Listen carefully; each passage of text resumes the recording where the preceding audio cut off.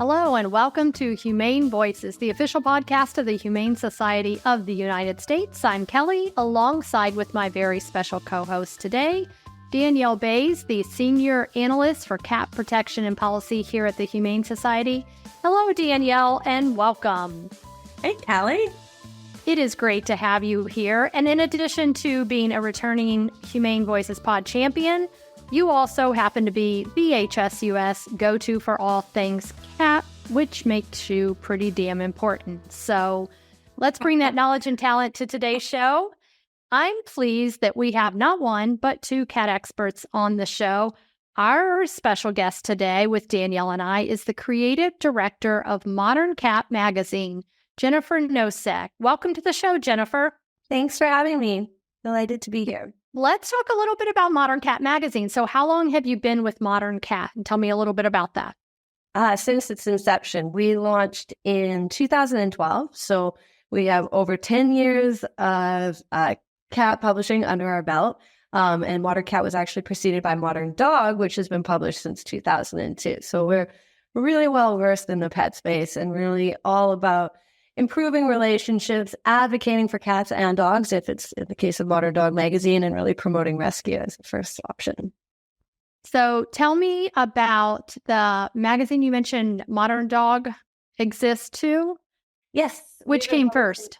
Modern Dog. Which one's more popular? Modern Cat. It depends. For Modern Cat, we've got a really big social following. We've got almost 1 million followers on Facebook alone. So it's sort of, the demographic is different, as we know. There's differences between cat people and dog people. Both are really enthusiastic, but sort of in their own ways. That's great. There's not a lot of other competition for the cat space, though. There's not a lot of other cat magazines. So you're super unique and popular in that realm. Yeah, totally. And we are all of our advice is expert advice. And, when you're backed by sort of the authority of a print magazine, you want to get things are correct and people can trust your advice. And that's what a lot of people come to us for, solving problems so we can make relationships better and keep cats in their homes, that sort of thing. That's great. What are some current issues right now cat owners are concerned about? There's a lot of perennial stuff. So some of our most trafficked online articles have to do with either solving problems or better understanding your cat. So one of our top articles is 12 cat sounds and what they mean. So all of the different, not all of them, we focus on 12. Cats have a whole vocal repertoire. But we focus on 12 primary ones and deciphering what those mean for people. And then, solving all sorts of problems. Nighttime meowing is a big one where people are like, I don't want to start my day at 3:45, 3:45 in the morning. So we have a stable of cat experts and behaviorists that help people address those things so that the cat is happy and the people are happy and everybody is doing their things. Stuff like that, stopping, peeing outside of the box, scratching, all the usual suspects. The usual things. I recently went to Modern Cat.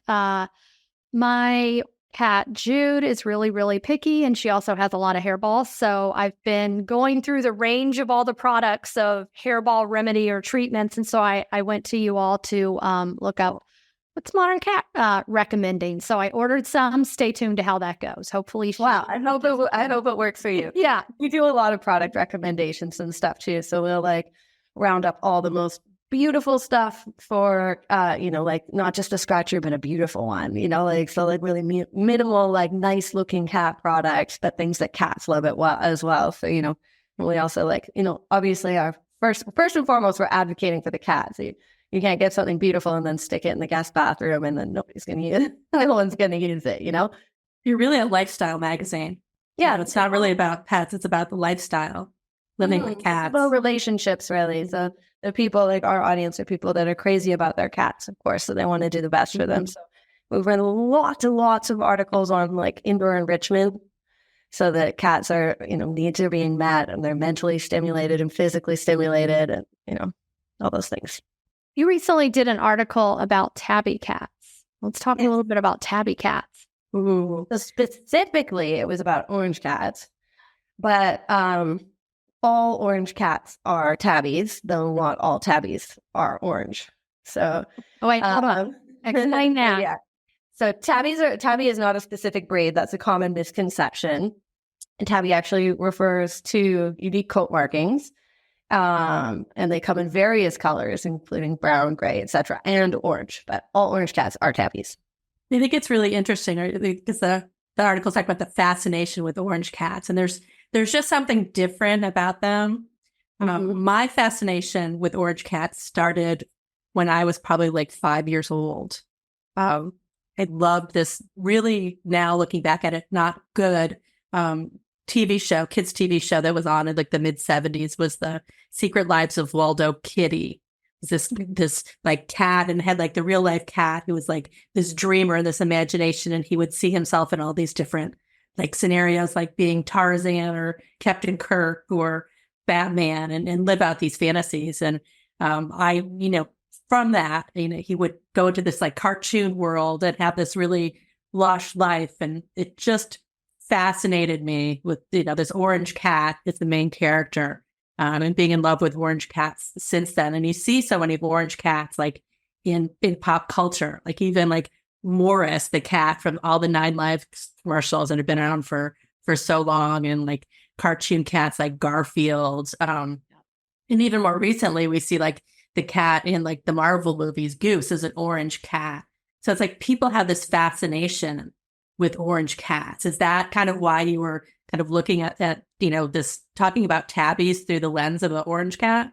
Yeah, specifically, we're looking at people's we set out to fill a need. So we're like, what kind of information are people looking for? What are people interested in? And then we set out to address those specific topics as they pertain to cats. So we specifically did an article that's of like 10 fascinating facts about orange cats that you might not have known. And the first fact is that orange cats are actually tabbies, and that tabbies aren't a breed, and there's other colors of tabbies, but all orange cats are tabbies. That makes sense. Which of the fascinating facts was most surprising to you? Well, I don't know if any of these were surprising to me because I've been doing this for so long, but I think one that's really surprising to a lot of people is that 4 out of 5 orange cats are males. So that's like a whopping 80% of orange cats are male cats. So if you have an orange kitten, chances are that kitten is a boy. Which most of the pop culture ones I think you mentioned, Danielle, are boy. Yeah. Yeah. They are. Yeah. I always think of, you mentioned Garfield. Garfield was my gateway drug to cats. Not just orange cats, but cats in general. I mean, I had the stuffed animal. I still have it. The holidays, I put up a Christmas Garfield. I, of course, had the Garfield on the window, which was really popular. Had the suction. Yeah. That was a thing back then. That was a thing Suctions. back then, yes. The window We're suction aging ourselves, I think, on this a little bit, but yes, that was. What are a couple other fascinating orange tabby facts? Well, that all orange tabby cats, will have an M on their forehead. And there's all sorts of legends that people say that the M has originated from everyone from the Virgin Mary to Muhammad, but there's actually a science-backed explanation for that. And it's in the DNA, and the M is caused by the same gene that gives orange cats their tabby pattern. Ah, okay. Well, that's interesting because, yeah, I have a gray tabby who, of course, has the M, but I didn't know that folklore went all the way back to Mary or Muhammad. Yeah, there's lots of, for better or worse, cats have all sorts of legends around them. Some of them nice, some of them not so nice. But yeah, I think that cats have fascinated people for a millennium. Yeah, when I was little, I thought the M was for meow. I'm like, oh, well, it's there because they say meow, so that must be it. Yeah. That's a good Well, theory. and because also we've learned that orange cats are more chatty. That was another one of the facts, that they're more talkative and like chatty anytime, chatty. or night chatty, or chatty in general, I would say. According to Gary Weitzman, who's the head vet at San Diego Humane Society, cat personalities are tied to coat color, and orange cats are renowned for being super talkative. Did not know that. I can attest to that. My orange cat, I wish he'd show up, but he's very dramatic and has a lot to say. He also cat, if you will, a modern cat. He purrs so loudly I could hear him from across the room. interesting. You were mentioning earlier the cat sounds, and another article, and all of these things that you have in the magazine have that kind of mix of like practical and science. And we think about like meowing is like, that's something that cats do to people, that's the way they talk to humans. That's not like meowing is not how they talk to each other. So I think maybe that's why we thought the ad was for meow, because it's for us. I think a lot of people don't realize that either, is that when your cat's meowing, a cat's like outside of kittenhood, he's meowing to communicate pretty much exclusively with people. So I just saw him. Tell you something. There for those of you who are tuning in on video, here's my orange cat. And talking. Another guest appearance. This is Morrissey. He's named after the dramatic singer of the Smiths. And I love that. And he seems completely uninterested in our topic, although... Well, I think he's demonstrating a lot of it because it's, the chatty. I don't know if you could hear him through, because I have my headphones in. I saw him open his mouth. Yes. He's also very like, another one was the Velcro cat reputation. He really wants to interact, and he's very, very much into... Wait, the Velcro reputation, what's that? Well, there's no scientific studies to back this, but it's thought that orange cats are friendlier and more affectionate than other cats. And here we have a cat stepping in just to prove that, that very thought. People hypothesize that it's because most orange cats are boys, and that male cats are often thought to be more affectionate and social than female cats. Again, this isn't the science back. This is like anecdotal and what people report about their own cats. But certainly, we've definitely got a Velcro cat on our hands right here. Podcast. He is on cue with everything we're saying. The vocalizing, then he opened his mouth. Yeah. I think you trained him well for this.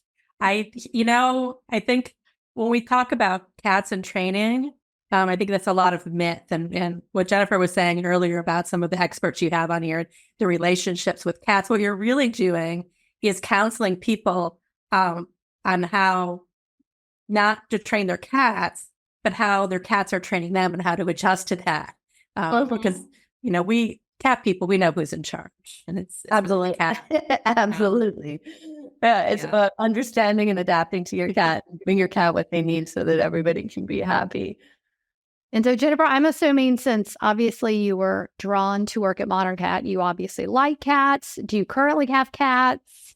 Tell us about your history personally with cats. So I am not a cat of my own right now, but we have had, a bunch of foster cats this year. Our last was a mama and 4 kittens.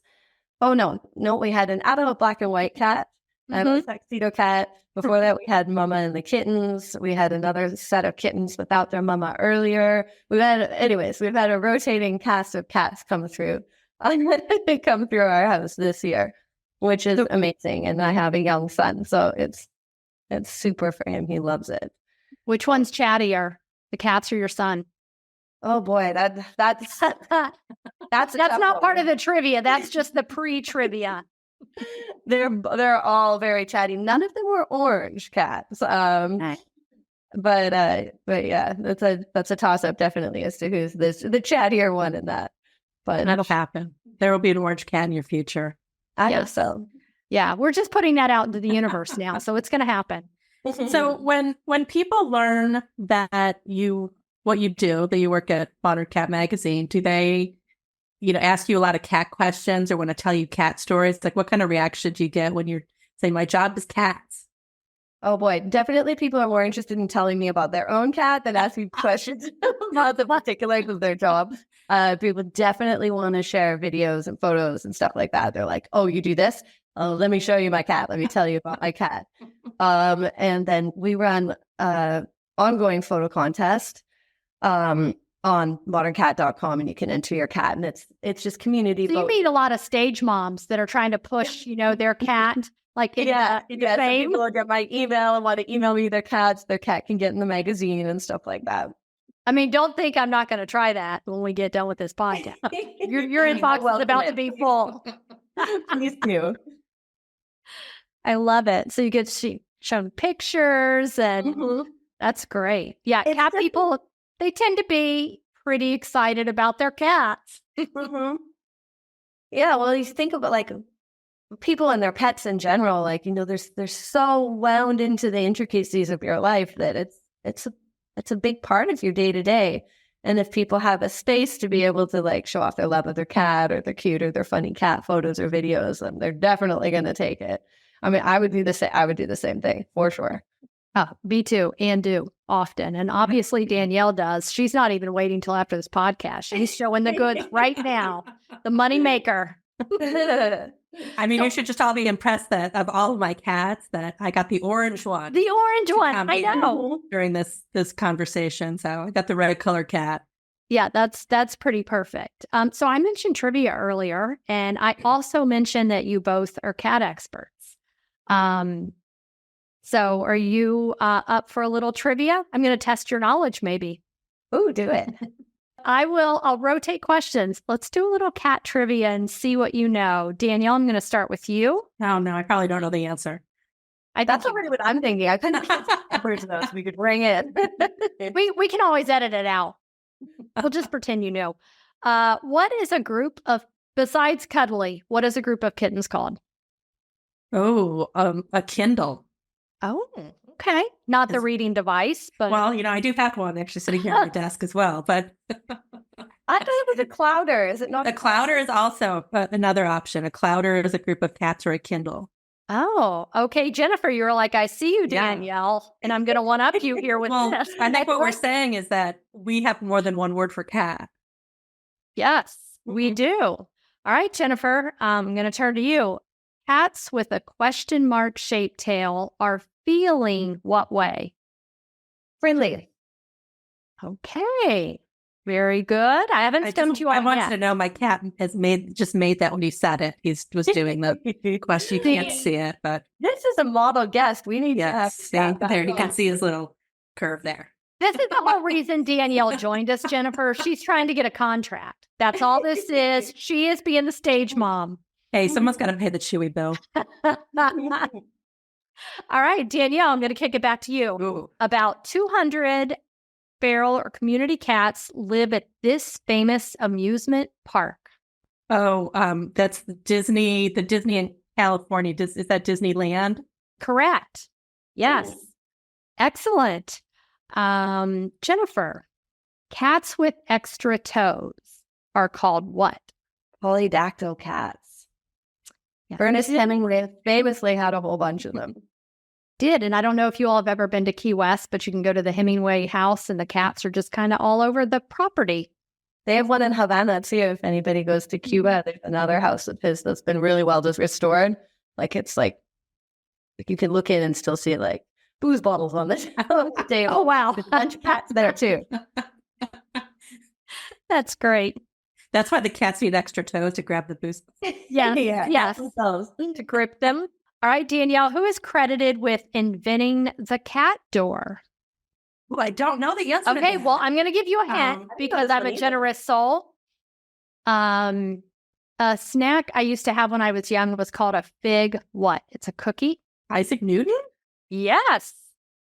Ooh. You invented the cat door? I had no idea. Yeah, Jennifer, we're not just here for the listeners to learn something. We're here for the guests to learn something. I think this is smarter here, guys. I didn't know that either, but shout out to Well, it's interesting. It's interesting to think about like how long ago that was. Yeah.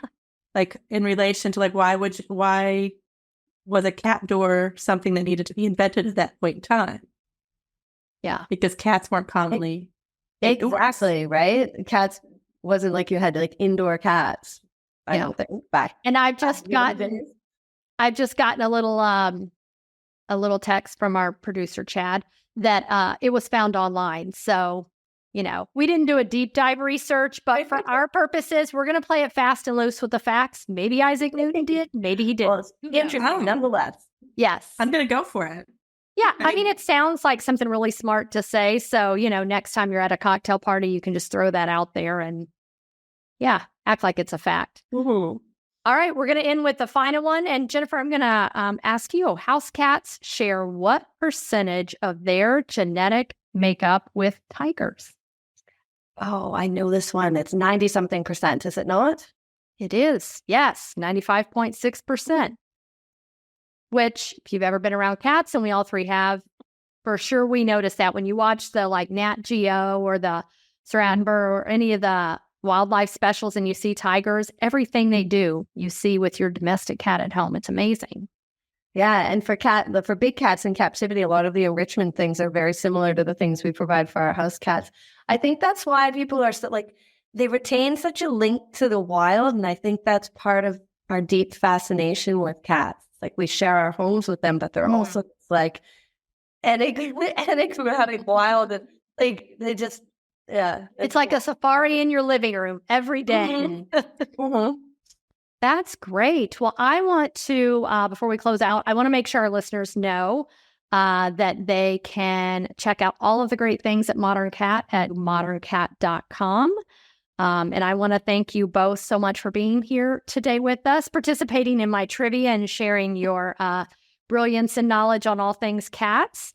Danielle, thank you for everything you do. And Jennifer, it was great to have you here. And for all of the great work you do. As I mentioned earlier, I have been there to get some advice and some tips. So thank you both. moderncat.com. It's a super, super helpful site. We encourage all of our listeners and our viewers to visit it.